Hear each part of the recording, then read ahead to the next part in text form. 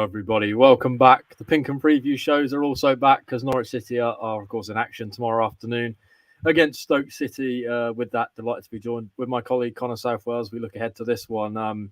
Connor, first and foremost, the international break is finally over. It's one of them which divides opinions. We spoke about it very briefly on our Q&A last week. Are you glad to see Norwich City back in action tomorrow, or have you actually turned the corner and enjoyed some international football during the break?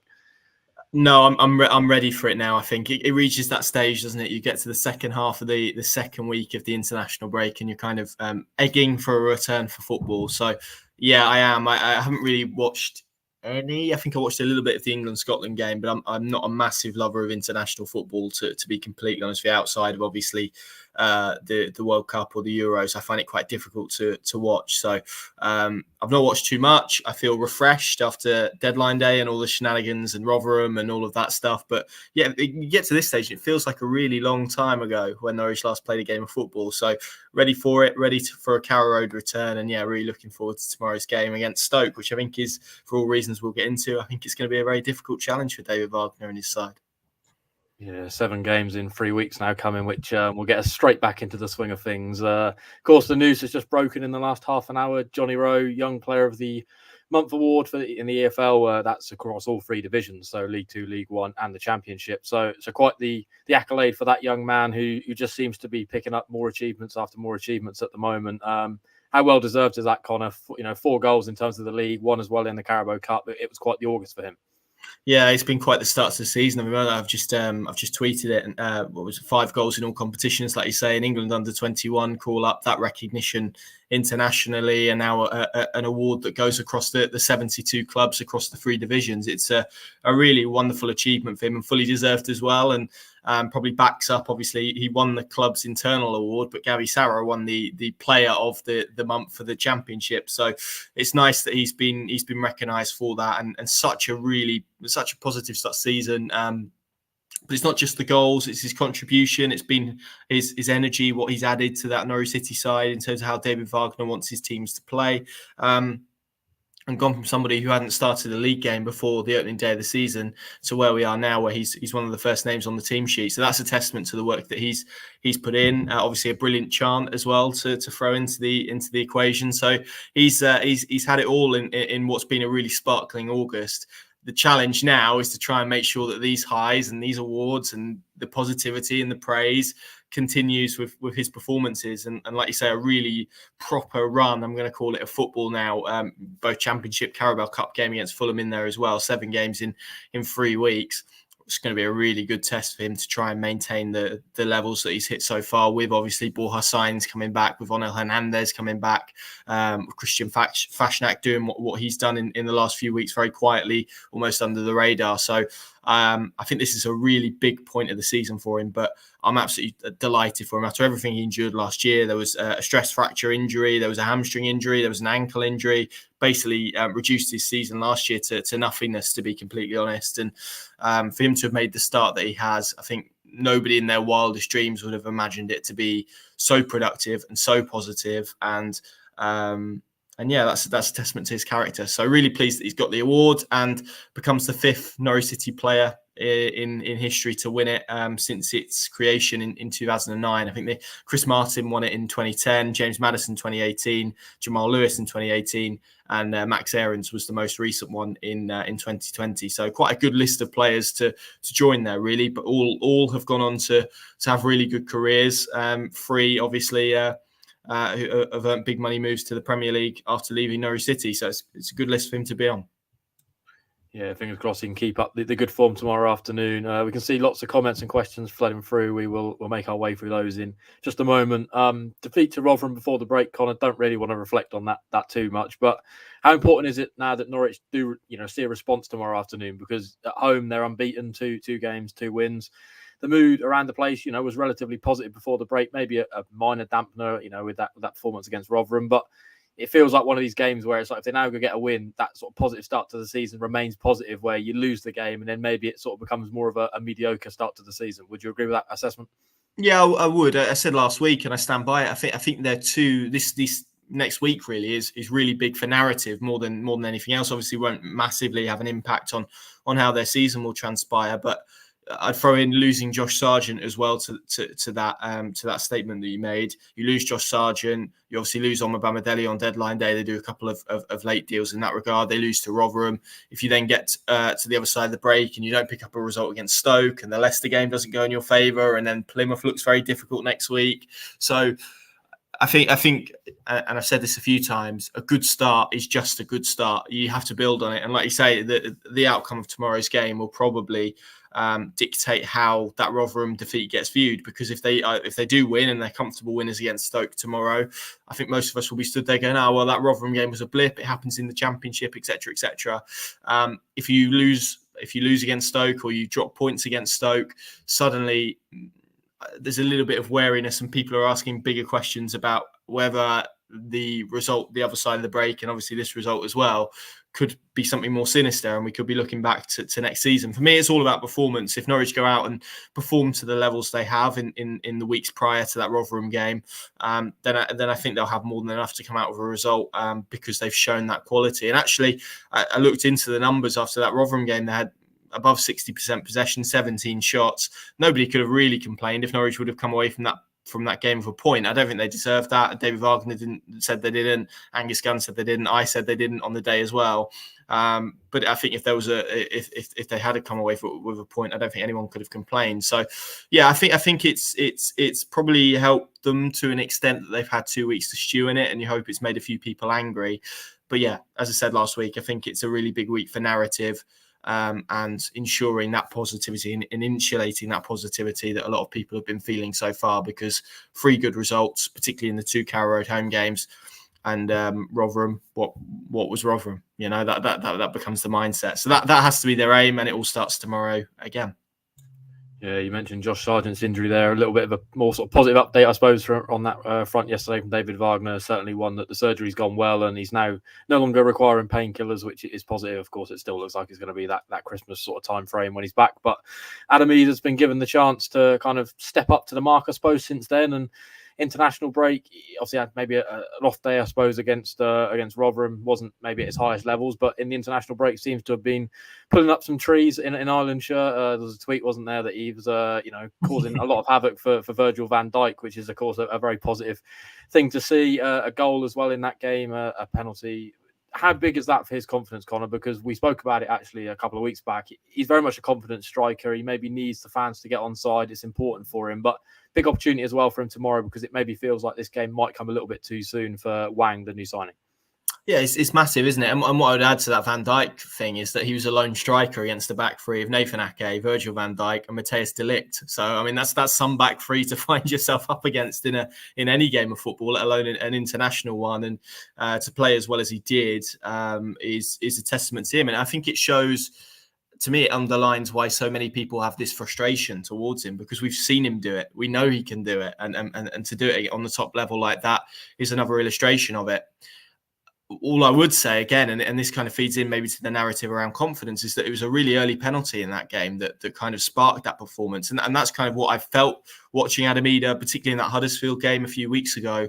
He needs something to happen within games. This doesn't even feel like a mentality point that maybe he can take across the stretch of games, but game by game, he needs something to happen. He needs a goal. He needs an assist. He needs a positive moment to bring him up a level and to help him feed off that. And that's really interesting as well. And whether that's something that fans can help with, I think that's the point I'm looking at. If fans go in and are really positive and give him a lot of encouragement, is that something that they can create within him to help him go to that next level? I think that's something that's worth considering. And Chris Sutton wrote a really good column on him in the week and said that you look at his qualities, and he's a big striker. He's quite complete, really. He can stretch you in behind. He can play with a hold up. He can score goals. He can finish. I think we've all seen that. I know he hasn't done that prolifically over his time at Norwich City, but I've seen enough evidence, the amount of football I've seen Adam Idah play, to say pretty confidently that he's a good finisher.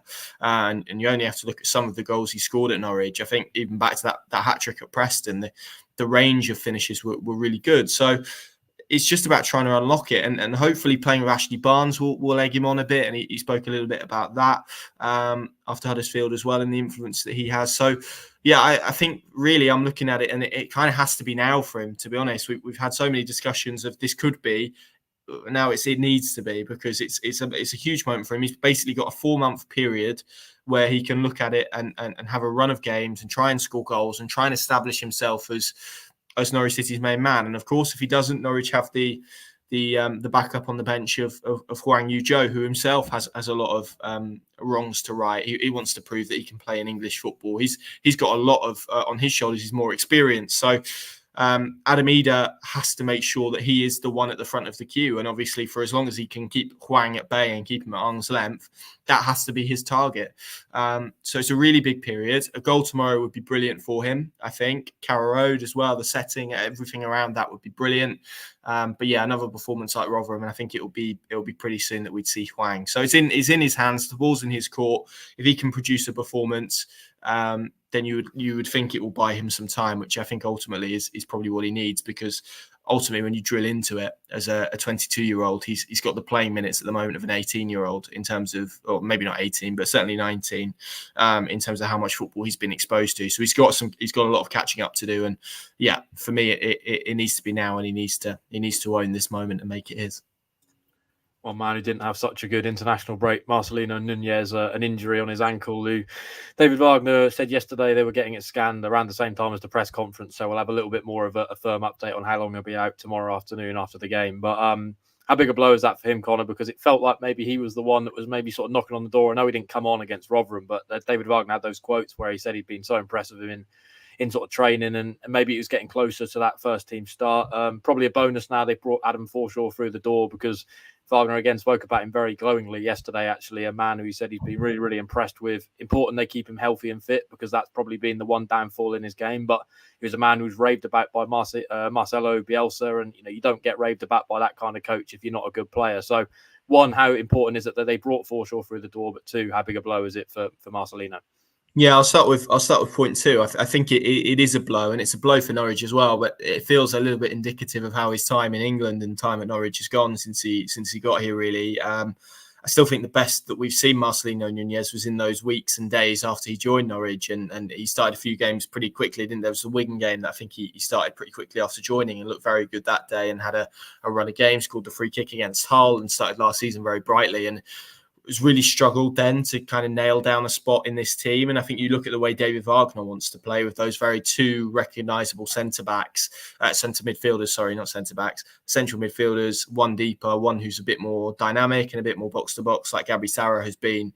You wouldn't say he's either of those roles necessarily, although he did do the deeper role quite well at Bristol City in the Cup, I thought, to be fair to him.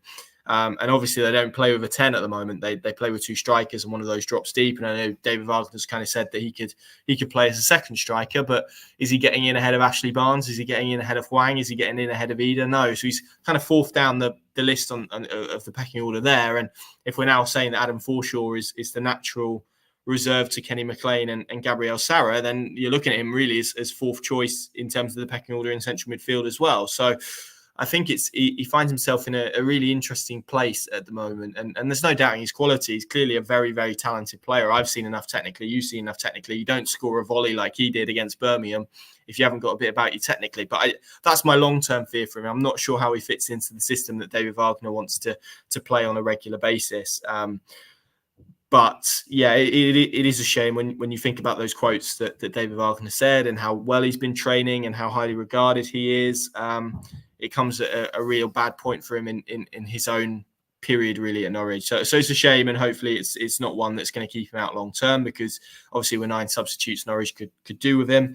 And Adam Forshaw, yeah, I think it's one that, me, you, everyone else probably looked at and thought, not really sure they need another central midfielder, but now actually with light of just losing one, it looks suddenly very astute, and really interesting to hear David Wagner speak so highly of him. And yeah, probably when you looked at it, because David Wagner fancies Liam Gibbs in a bit of a higher position in that kind of Sarah 8 role. We saw him come on against Rotherham in an even higher role, and he was quite erratic, I thought, of how he played, but he definitely injected an energy into what they tried to do. They don't really have, beyond Kenny McLean, someone who can sit in that deeper midfield position. So it is astute. It's one that's clearly popped up and makes a lot of sense for a host of reasons. And he's right. I mean, Adam Forshaw's been plagued by injuries, but he was playing at Premier League level for Leeds United for the last couple of seasons. And you say praised by Bielsa, a major part loved by Leeds fans by and large, who I think were a little bit frustrated with obviously the injuries. I think Leeds played a pretty hefty fee to take him to Ellen Road from Middlesbrough when they signed him. Really experienced at this level as well, key part of Middlesbrough's team. That got promoted, I think. I don't think he maybe he might have gone to Leeds before that, but certainly the Leeds team that got promoted, even though he was injured at that point. So, a really astute player. But as you say, the key is keeping him fit and maybe managing him slowly. So I don't think the slow introduction has necessarily been a bad thing. But yeah, it's really good now that they've got some reserve and some cover for Kenny McLean, who is increasingly a very, very influential player. And yeah, I think it'll be interesting to see how that dynamic with those three play out, because I don't foresee Norwich City switching to a free anytime soon. So you've got three players really for two positions, which is excellent for the competition of the side. Yeah, a few former Stoke players in the Norwich City ranks. Angus Gunn, 1 season on loan there. And of course, Danny Bart, the new signing, had over 100 appearances actually in a Stoke City shirt, quite highly regarded there from what I can gather. And on the theme of the opposition, Connor, what have you made of Stoke so far this season? Alex Neil in the dugout, a man who we all know very well. And I think he's still well loved around these areas, for that playoff final win and what sort of memories that's provoked for many Norwich fans for a lifetime. It seems to be a little bit of an indifferent start again for Stoke. Lots of new signings. I think it's 18 new signings. The Terrace Talk lad I spoke to last night, Dan, he was speaking about kind of the issues we're trying to gel the squad, and maybe it'll be one of them where they'll come good in the second half of the season, and we'll see how they get on. But yeah, wins against I think Watford and Rotherham. They've lost against Millwall, Ipswich, Preston as well before the break. So what have you made of them so far? Lots of maybe positive signs from the new lads as well. The Vidigal, the wide man, 4 goals for him already this campaign. He seems to be maybe the danger man. Yeah, I think so. I've been really impressed with him. I think it is a case of a lot of churn, isn't it? And just trying to find a settled team, but B also some consistency within that. And it definitely feels like a change of approach for them in terms of the way that they've done it. They've really struggled since their relegation from the Premier League, and I think anyone of a Norwich persuasion will back Alex Neil to go there and make a real profound impact on the way that they're doing things. And I would certainly expect them, maybe not necessarily to be in the top 6, but it wouldn't surprise me if they were in that kind of bracket from about 7 to 10, really. I think they've got capabilities of doing that. I could see them pushing into the top 6 if they gelled quickly enough. But it's not a game to take lightly. Alex Neil is one of the best out of possession coaches in the Championship. The way that he gets his teams to go and hunt after teams, which I think could suit Norwich. The way that we see them kind of provoke the press and kind of want teams to come and press them. So I do wonder if Alex Neil maybe won't be as keen to get after Norwich in the way that he has been a couple of times that he's been down here. So yeah, I think it's going to be a really interesting game. But I do think Stoke are one of the dark horses to watch this season. As I say, I know they've, as you mapped out there, had a bit of a mixed start, but I wouldn't necessarily read too much into that at this stage. I think there's a possibility of that clicking and it going quite quickly. And actually, when we went to the Bet365 last season, towards the end of last season, it was that 0-0 draw. They were very good that day as well and showing signs of improvement under Alex Neil. So providing he gets the time and the room to kind of shape this team the way he wants it to, I think this could be a really good test for Norwich. And actually, I'll branch that out. The next two, Leicester, obviously, as well. The next two feel like a really, really good test to see where Norwich City are going to find themselves, because if they can hit the levels and show that they're better than Stoke, then I think that's a really good indication that this season could be really positive for Norwich City. If they obviously play on Wednesday and do the same with Leicester, then goodness me, I think we may be raising the standards and hopes even higher than they are at the moment. So yeah, really, really interesting double header to come, and like you say, I'm sure Alex Neil will come to Norwich and be absolutely desperate to get one over on them, because we know the way he operates. But really, really looking forward to the next two at Carrow Road, Adam. Yeah, David Wagner, very quick yesterday to reference. He felt Stoke's maybe the hardest test after Southampton that Norwich have faced so far this season. So it probably will be a good indicator of where they might be come the end of the season, potentially. We'll dip into some of the questions now. Jeffman, happy Friday, gents. Happy Friday, Jeffman. Hope you're well and enjoying the sun's just kind of gone in now, but the sunshine was out this morning. Joe, come on, you yellows, I'll be there tomorrow. Do you think Ashley Barnes can lead the line tomorrow and score? Connor, on the line up front, unchanged from Rotherham, or do you maybe expect to see some, I suppose potential changes in David Wagner's starting 11? No, not really. I think I do. I think I do foresee it being unchanged, which is quite funny, really, given the way we speak about that Rotherham game. But yeah, I think you give the 11 an opportunity to right the wrongs of Rotherham, and then obviously you have options from the bench to try and change it. Vonel Hernandez coming back. Didn't sound like Borja Sainz would be on the bench from the way David Wagner was speaking, but Hwang as well. So they'll have probably a bit more or a few more options to come on and change the game. So yeah, I think I would stick with what they've done so far and see what Stoke do to try and counteract that. To be honest, what about you, Adam? What changes, if any, would you be making? Yeah, I can see him sticking with the same 11. I'm struggling to kind of look down the bench and feel there's anybody there that's going to make more of an impact than the players currently in the starting 11. I think once Borja Sainz comes back, maybe there's an argument that he could change someone in that sort of front three.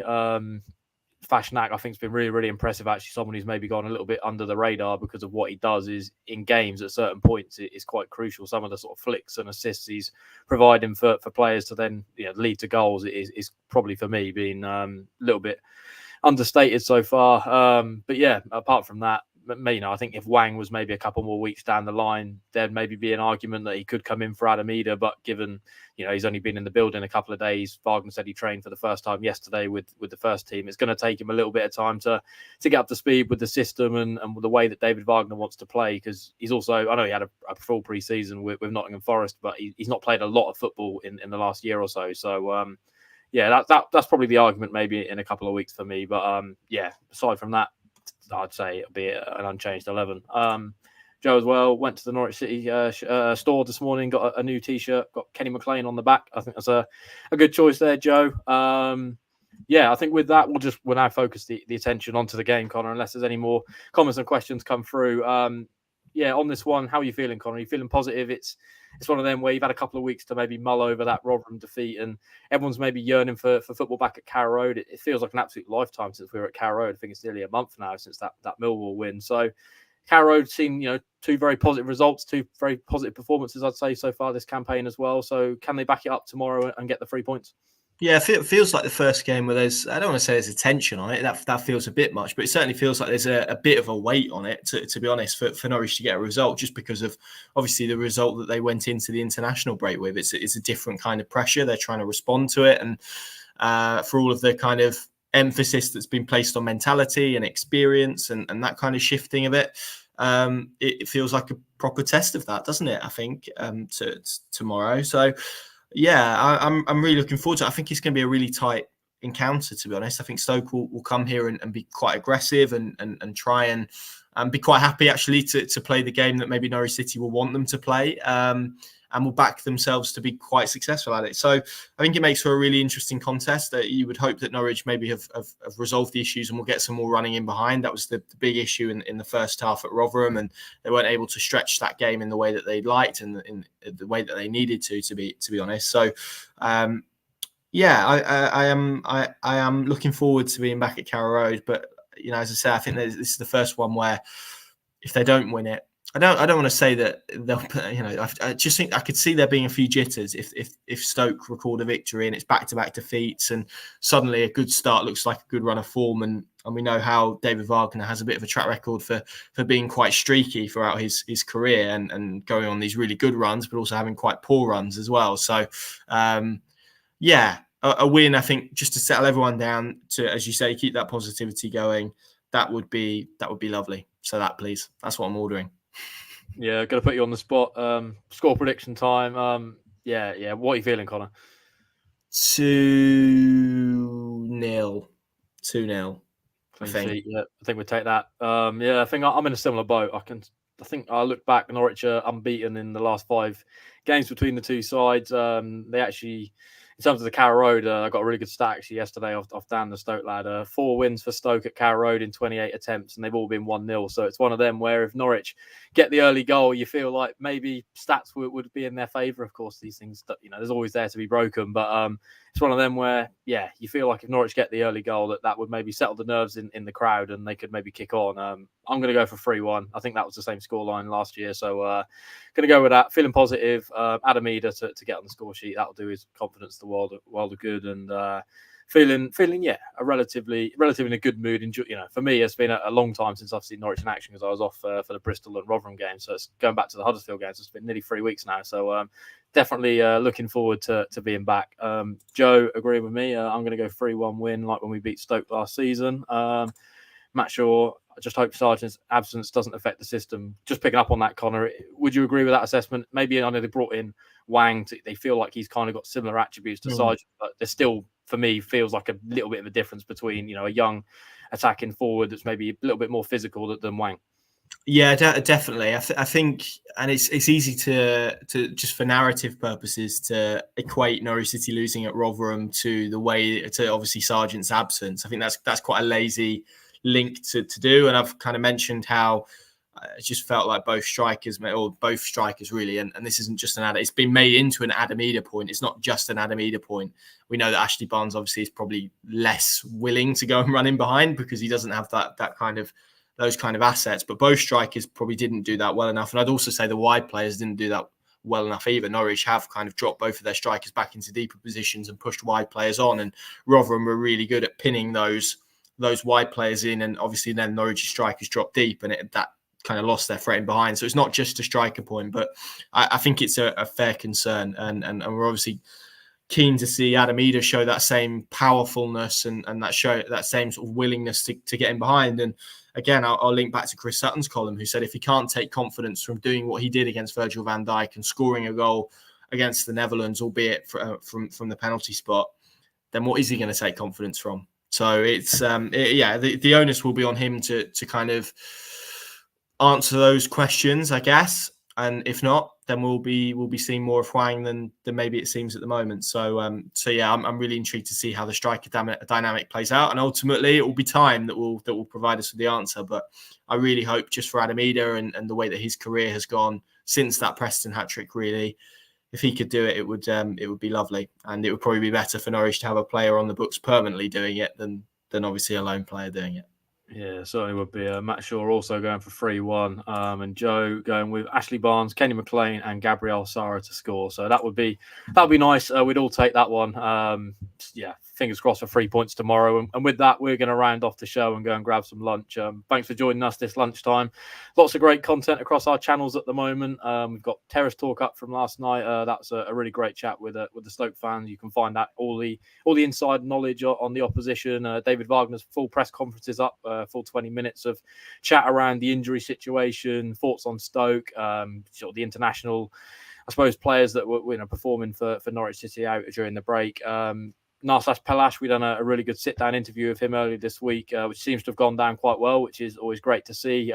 Lots of really nice insight, actually, from him, of course, a senior member on the coaching team, brought in from Huddersfield this summer, and you can kind of see what he's doing already in terms of the positions that Norwich are taking on the pitch. His work with the defence, he spoke about that quite in depth. I won't spoil it, so go and watch that if you haven't already. Tactics board is up as well. Sam's predicted starting 11, some more analysis on Stoke and where Norwich City can potentially get some joy tomorrow. Lots of course great stuff on the Pinker Plus app as well.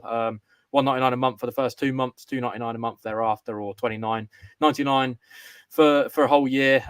We have great columnists, of course, Chris Sutton, which we've spoken about already. A really good article from him this week on the Adam Idah situation. Ewan Roberts' column has gone up this morning as well. Lots of great audio, lots of great content in terms of video and written stuff on there. So that's well worth checking out if you haven't already. We're gonna head off. We'll see you at Carrow Road tomorrow afternoon, 2 p.m. for team news. Imagine it'll be unchanged, but you never know. David Wagner can sometimes throw a curveball, so we'll look forward to that one. Happy Friday. Enjoy the rest of your Friday. Enjoy your weekend. If you're heading to Carrow Road tomorrow, bring the noise, and hopefully the boys can reward you with another 3 points.